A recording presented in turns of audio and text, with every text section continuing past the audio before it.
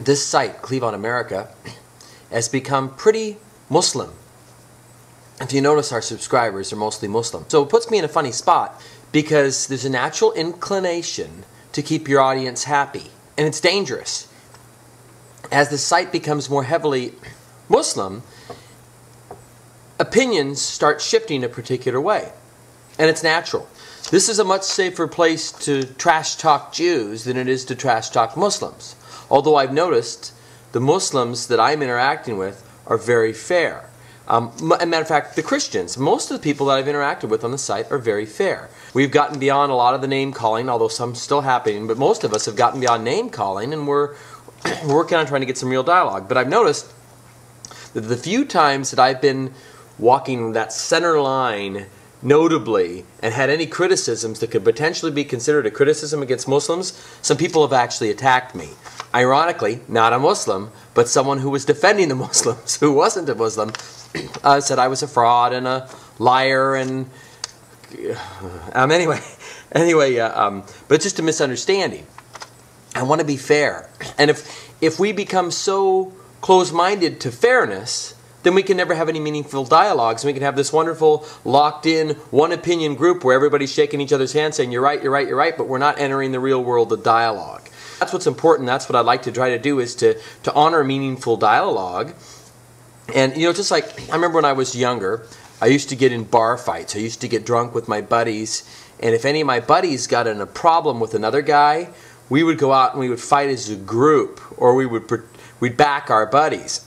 So if my buddy if I was drunk and my drunk buddy would start a fight, I would actually have to go out and maybe beat up his friend, even though my buddy started the fight, because you stick with your drunk bar buddy. If the enemy, the people who we're against, if they do something right, will you acknowledge it? If you won't, then you don't stand for peace.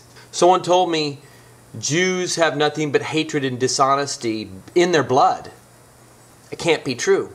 If it was true that Muslims, Jews, Christians, anybody had treachery or dishonesty in their blood, we would have to quit. We would have to give up on peace right now. The discussion would be over, because you can't forge peace with people who have hatred and dishonesty and thievery and lying coursing through their veins. You just have to kill everybody. Is that what we want, or do we want peace? Each of us is our own soul, our own individual person with our own relationship with God.